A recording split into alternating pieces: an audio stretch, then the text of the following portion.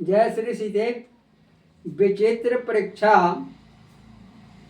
शीर्षक से मैं आपके सामने एक कथा कह रहा हूँ।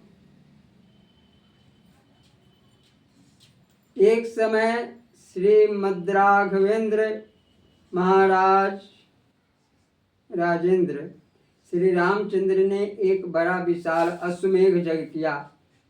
उसमें उन्होंने सर्वस्व दान कर दिया।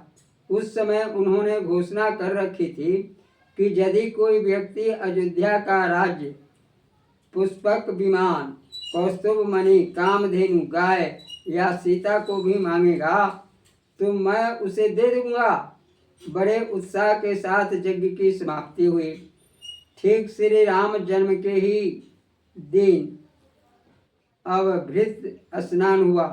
भगवान के सच्चिदानंदमय विग्रह का दर्शन करके जनता धन्य धन्य हो गई। देवता गंधर्व दिव्य वाद बजाकर पुष्प वृष्टि कर रहे थे। अंत में भगवान ने चिंतामणि और कामधेनु को अपने गुरु को दान करने की तैयारी की। वशिष्ठ जी ने सोचा कि मेरे पास नंदनी तो है ही, यहाँ मैं एक अपूर्व लीला करूं।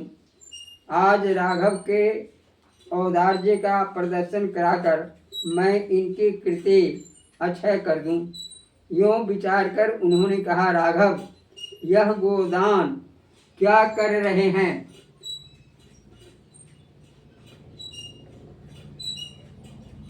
इससे मेरी तृप्ति नहीं होती।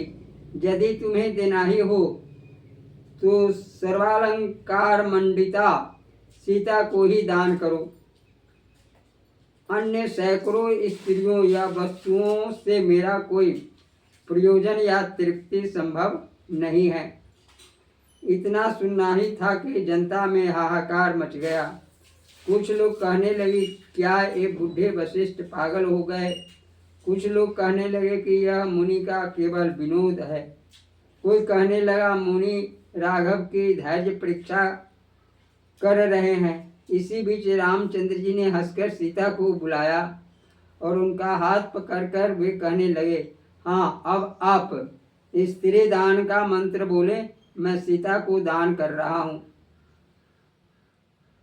वशिष्ठ ने भी यथाविधि इसका उपक्रम संपन्न किया। अब तो सभी जड़ चेतनात्मक जगत चकित हो गया।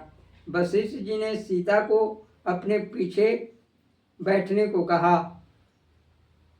तदंतर रामचंद्र जी ने कहा, अब कामधेनु गाय भी लीजिए। वशिष्ठ जी ने इस पर कहा, महाबाहो राम, मैंने केवल तुम्हारे औदार्य प्रदर्शन के लिए यह कौतूहल रचा था। अब तुम मेरी बात सुनो। सीता का 8 गुना सोना तौलकर तुम इसे वापस ले लो और आज से तुम मेरी आज्ञा से कामधेनु, चिंतामणि, सीता, कौस्तुभमणि, पुष्पक विमान, अयोध्यापुरी तथा संपूर्ण राज्य किसी को देने का नाम मत लेना। यदि मेरी इस आज्ञा का लोप करोगे तो विश्वास रखो, मेरी आज्ञा न मानने से तुम्हें बहुत क्लेश होगा।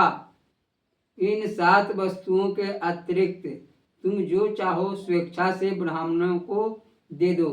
तदंतर भगवान ने वैसा ही किया और निरलंकार केवल 2 वस्त्रों के साथ सीता को लौटा लिया। आकाश से पुष्प वृष्टि होने लगी तथा जय जयकार की महान ध्वनि से 10 दिशाएं भर गई। फिर बड़े समुत्साह से यज्ञ की शेष क्रियाएं पूरी हुई। जय श्री सीते। यह कथा प्रसंग आपको अच्छा लगे तो कृपया इसे बार बार सुनने का प्रयास करेंगे। जय श्री सीते।